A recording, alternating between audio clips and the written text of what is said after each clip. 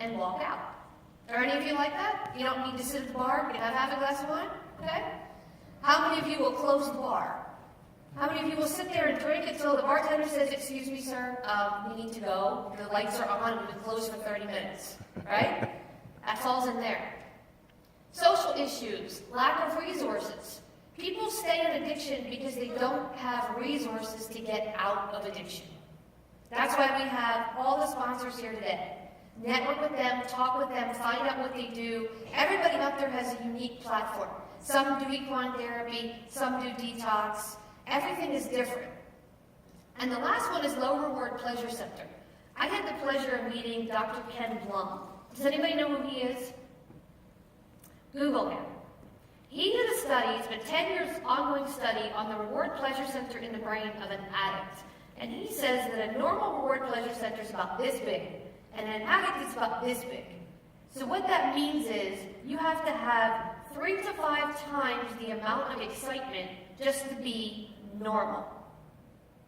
It's a very interesting study. Now let's talk about types of drugs. Let's talk about what's going on out there now. Because back in my day, it was cocaine, marijuana, and alcohol. Right? There wasn't all this other nonsense, bath salts and spice stuff going on. So alcohol. Everybody knows what alcohol is, right? Pretty simple, pretty straightforward. Cocaine is still around. I'm in Miami. The entire city was built on cocaine. The entire city was built on it. Selling it, buying it. You can get it anywhere you want down there. And it's still good. Although Dallas is better cocaine than Miami at this point. What about meth? Have you guys seen meth out here? Mm-hmm. Easy to make, cheap to buy, street drug. How about heroin? Are you guys having the carfentanil problem? Does everyone know what fentanyl is? Does anybody not know what fentanyl is? Okay, heroin we know is an opiate. Fentanyl is the drug they give you when you go for surgery. It knocks you out. The problem is the drug dealers back in the day used to run it like a business in the 80s. And they would sell to you and they want you to live because you're a customer, right? Just like Best Buy. You go and you buy a laptop, they want you to come back and buy another laptop. That's why it breaks every year. So it's very simple. With the drug dealers, what they said was, back then, we want you to come back and buy more. This new group of drug dealers, these young kids, don't care if you live or die. They just want the quick money. And they have found that fentanyl coming in from China and other areas is cheap. It's about 1/4 what they pay for heroin. So they're cutting it with the heroin. The problem is, when you go in for surgery, that anesthesiologist went to school, right? He learned somewhere how to do his job. And he knows exactly how many cc's of what drug to give you. Well, you're putting your life in your hands of the drug dealer who has no idea, but just dips his little scoopy in the baggie and sticks it in your bag. You might get 3 times, 10 times, 20 times what would kill a horse. That's the problem. That's why we're seeing such a high overdose rate. It's cheap, it's easy, and they can actually color it so it looks like heroin. Does that make sense to everybody? It's kind of like going to the dollar store to buy a laptop. Roxycodone and Oxy. This is how the heroin industry started. Everybody was given Roxys and Oxys, and here's the problem. When I was on the Dr. Drew show, I was talking to him about this. And back about 7 years ago, doctors were told, you are not meeting patients' demands. The level of pain is what a patient says it is. That means Rob and I could go to the doctor, both with a broken ankle, right? And then Rob could say, well, my pain level's at a 5. And I could go, oh my God, I'm at a pain level of 12. So the doctor is morally obligated to give me more Oxy than Rob by the bylaws that were written. The problem is, what if Rob says it's an 11? Well, now Rob is going to have the same amount as me. But Rob's an addict, and he doesn't have to self-disclose that. Suddenly, he's addicted to Oxy. Now the law's changed 3 years down the road. All of a sudden, there's pill mills doling out drugs like candy, and all of a sudden they say, you know what, these doctors need to be stopped, right? They need to be slowed down, they need to stop doing these prescriptions. Now the law changes and says, if you give too much Oxy, you're going to go to jail. So 3 years prior, it was if you don't give enough, you're going to go to jail. Now it's if you give too much, you're going to go to jail. So they try out the Oxys and Roxys, and what happens? Has anybody in recovery for opiates? What happens? You go to heroin. Why? Because you want to avoid what? Withdrawals, vomiting, diarrhea, insomnia, late cramps, foggy head, spacey head, racing thoughts, up for days. That's what happens. Now you're buying heroin. Now the heroin's cut with fentanyl, but you really don't want to get sick. So you roll the dice. And you say, you know what? I think I'll live. I lived yesterday with this dealer. It's going to be okay. What you don't know is he has a new batch and he's mixing it. That's why you're seeing the high rate of overdose. What about Xanax and Klonopin? Do you guys see a lot of that out here? Not really? It's huge in Florida. We call them Mommy's Little Helpers. From West Palm down to Miami, you guys know this, my Florida crowd, you get a 45-year-old woman, my age bracket, with a bunch of kids, husband's not around, she has a nanny and a pool boy and a lawn boy, and she's just so distraught. These kids are just something else. And she goes to the doctor and he gives her a Xanax because she needs to relax. Then she has a glass of wine. Then she hangs out with her girlfriends. That's what we're seeing. Lots of Xanax, lots of Klonopin, constant anxiety. How about E and Molly, the rave drugs? We have something in Miami called Ultra Festival. Have you guys heard of that? Yes? Okay. Ultra, we lose 15 people every time they have the festival that die of these drugs. Wow. Do you know why? Dehydration. E and Molly, they'll be up for 3 or 4 days dancing, and there's no water at the festival. You have to buy it. Well, if you have $25 and you can buy a pill, or you can buy 1 bottle of water, what are you going to do? You're going to buy the pill. And they die of dehydration. Adderall and Paxil.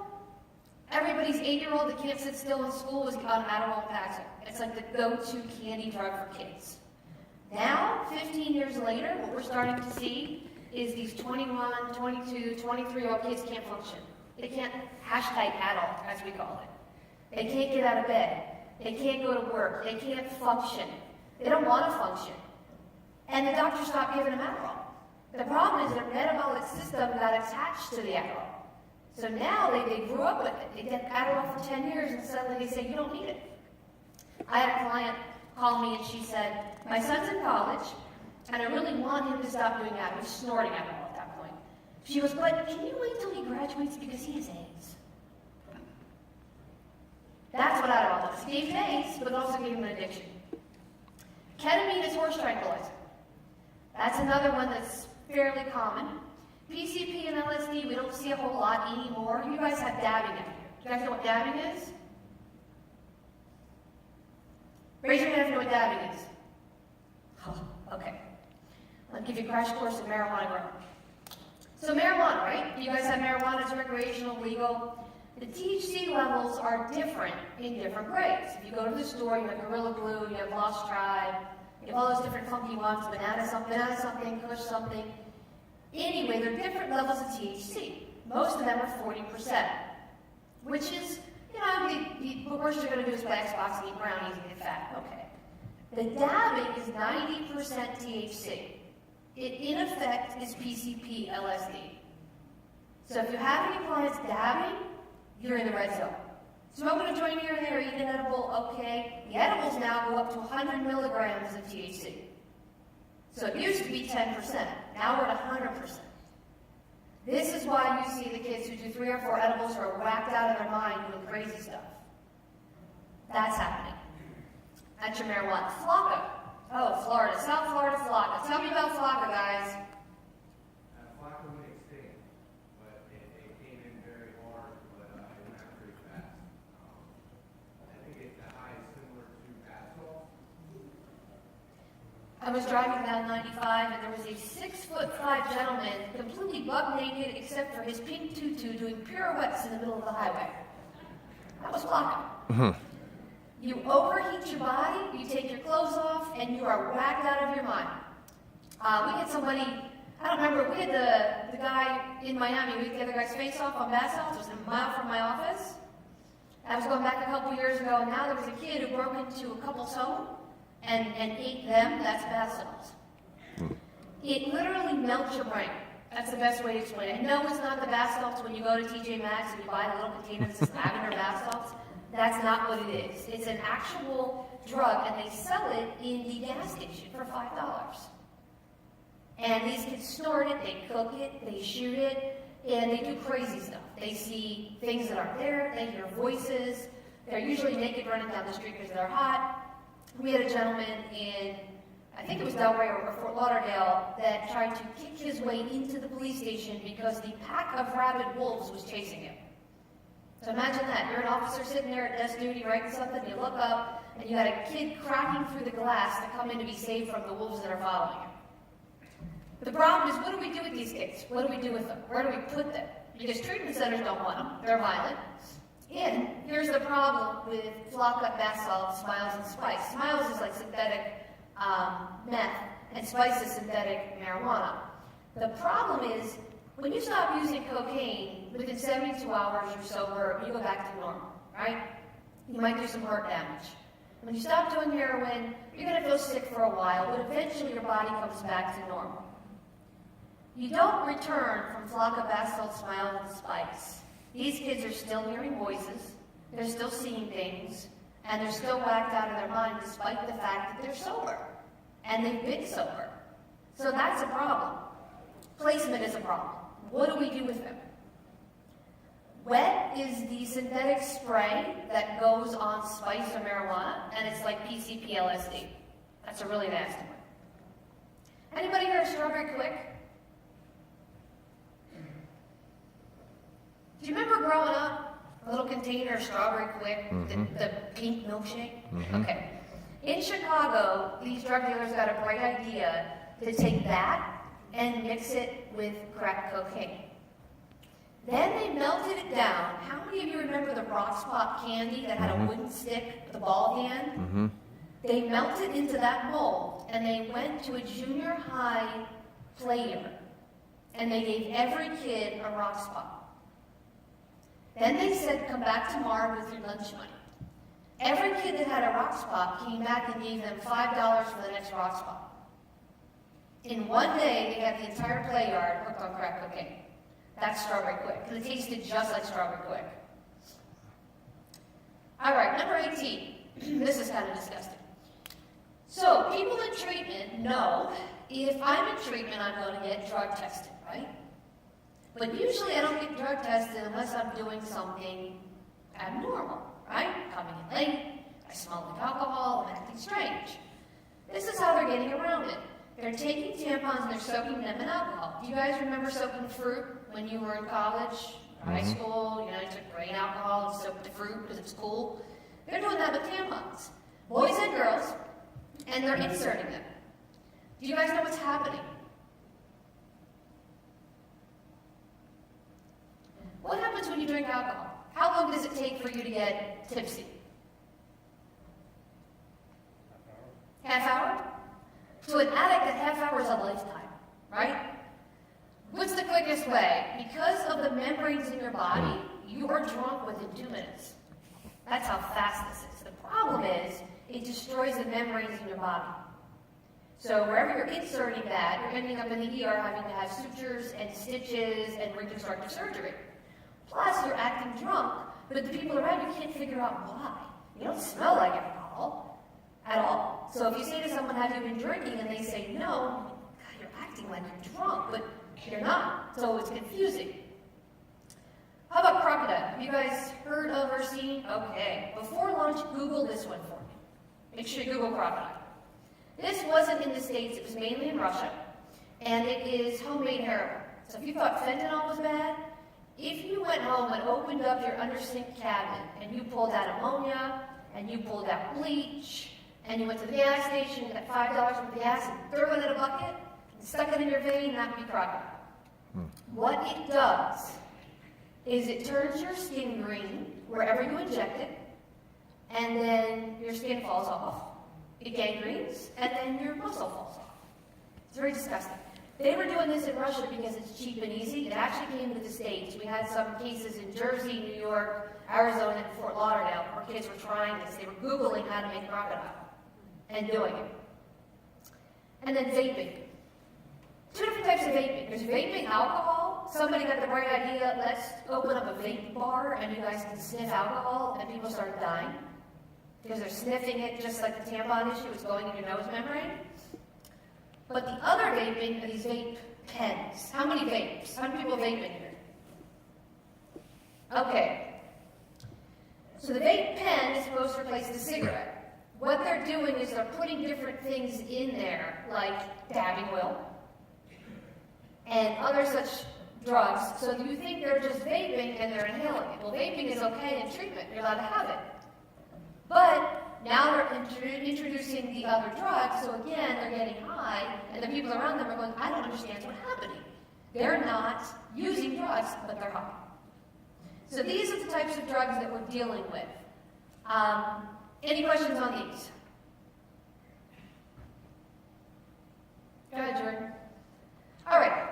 So our goal as a professional or a layperson who's observing these behaviors and these drugs is to get someone into treatment. The question is, what does this look like? So you have an alcoholic, and people stop and say, well, I don't know how severe the addiction is. Here's what I say. If you think someone has an addiction and you're not a professional, go ahead and get someone to evaluate them for you. Because it doesn't matter if you're an alcoholic who drinks every day or you're sober all week and you go to work every day, but come Friday night, you're drunk from Friday to Sunday. As a professional, we're going to treat you. We're going to work on that. You have a drug addict who's a non-shooter, who's a pill popper, maybe little Xanax, little diet pills. Then you have the shooter, the IV injector. You have the smoker. So you have crack, meth, pills. You can smoke anything. You can crush up a Roxy in a piece of foil, smoke it. It's quicker than it is, say, taking the actual pill. And then you have the non-addict but excessive user. How many of you all have that one friend you question if there's something going on? But you know, they don't meet the definition of an addict or an alcoholic, but I kind of think something's not right. That's that one. Then you have process addictions. You have your sex addict. You have your person who's watching porn constantly or constantly talking to girls. I recently had a client who, he says, I'm not a sex addict, but his 7 girls he's texting asking for nudie pictures at the same time. And he has a girlfriend and a wife. I said, okay, what do you talk about that? You might have a small issue. Pathological gambler. This is the person who bets everything, even the house, and then someone takes all their money away, and then they're doing Candy Crush. Constantly. They're on their phone playing some game to win something. Eating disorders. You've got bulimia, you've got anorexia, you have eating and then laxatives, you have eating and then exercise. Computer addiction. How many of you have a friend, family member, or teenager that is stuck to their phone, like you think it's glued to their forehead because they're on it constantly? How many of you have that? And you go to dinner and say, just put your phone in the basket, and you would have thought like a bomb dropped. I can't be off my phone. My friends have to know where I am at all times. I'm at Starbucks. I have to post that I'm having a latte right now, right? And they're having a meltdown. Cutting and self-harm. This is another one. There are people that burn themselves, cut themselves. And then, of course, mental health. Suicidal, homicidal, bipolar, borderline. These are all things as a professional we can assess for you. Go ahead, Jordan. So who becomes a drug abuser? This is the big question. As colleagues, we've been asking, how does this happen? So genetic is a huge part. Most of the time when you sit down and ask someone about their family of origin, you trace it back, somebody somewhere had a problem. Even if it was covered up because no one wanted anyone to know, there's usually something going on. Emotional distress. Sometimes somebody will be an addict, but you really won't know because they've kept it under wraps, and then something huge happens. They get a divorce. They lose their job. Their house burns down. And all of a sudden, they can't cope. They can't function. They don't know what happened. And all of a sudden, they're drinking. They're sitting in the bar drinking all day at 2 o'clock. They're using drugs. They're taking Xanax. That's because all along they had a addictive tendency, but this event brought it out. Psychiatric is the next one. Some people who have mental health become drug and alcohol abusers. Some people who are drug and alcohol abusers end up having what's called drug-induced psychosis,